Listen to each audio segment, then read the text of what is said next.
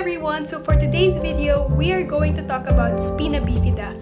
What about it, its types, its causes, how to diagnose it, how to possibly prevent it, and the other studies about Spina Bifida. So stay tuned!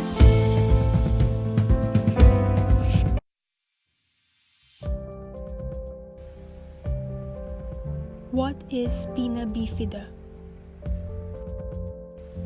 Spina Bifida is a birth defect in which the vertebral column is open, often with spinal cord involvement. So what happens?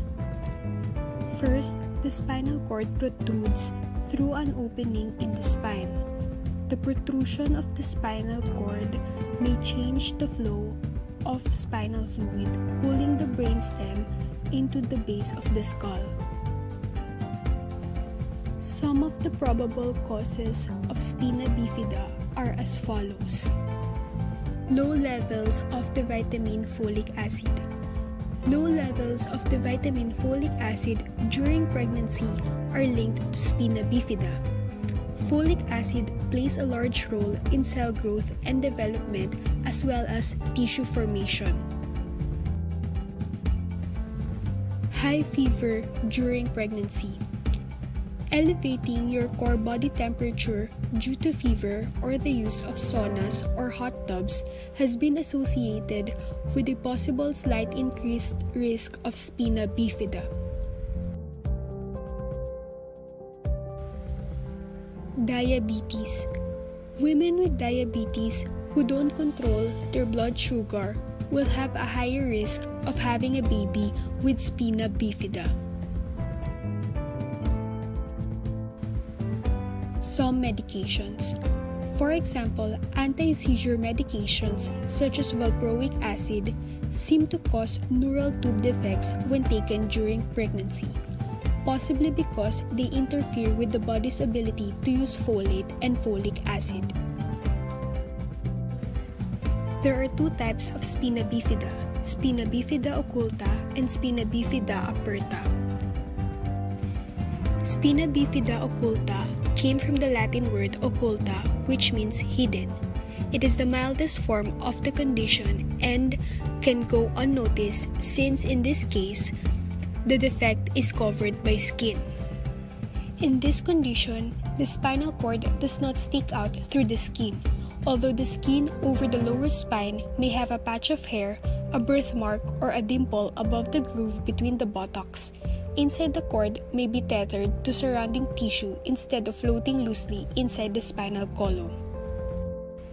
Spina Bifida aperta came from the Latin word aperta, which means open. It is subdivided into two types, meningocele and myelomeningocele. In meningocele, it involves the meninges, the membranes that cover and protect the brain, and the spinal cord. If the meninges push through the hole in the skull, it creates a fluid-filled sac which can be as small as a grape or as large as a grapefruit. Myelomeningocele. It is the most severe form. It happens when both the meninges and the ends of the spinal cord push through the hole in the spine, forming a large fluid-filled sac that bulges out of a baby's back. Sometimes the sac bursts during childbirth and the spine and nerves are exposed at birth. Now, how do we diagnose Spina Bifida?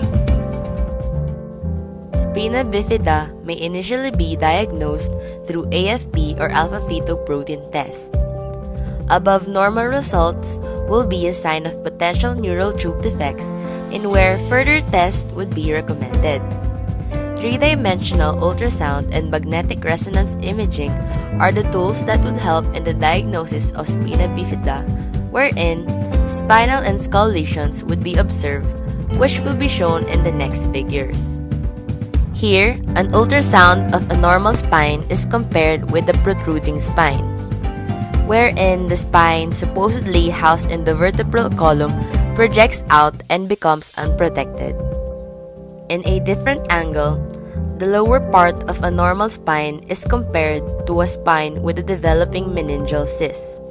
This is due to the compression of the spinal cord.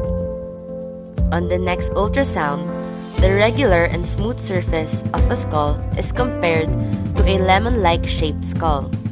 This is caused by the folding of the frontal bones of the skull.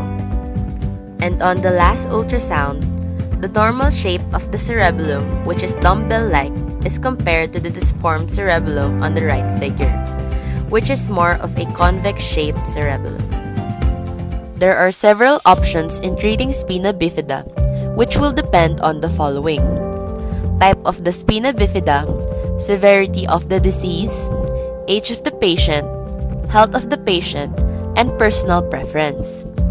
Others, like spina bifida occulta, the mildest type, have no treatment at all. One of the known treatments is the prenatal surgery.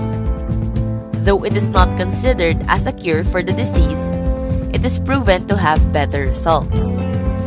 This is performed when the fetus has meningocele, where a sac is at the back of the fetus. This surgery includes the removal of the sac, and it is also performed to treat the complications that develop due to this defect. Initially, it is checked through ultrasound to see if there will be nerves or segment of the spinal cord that would be affected. A device called shunt will then be inserted to the skin to drain the excessive fluid from the brain through body fluids.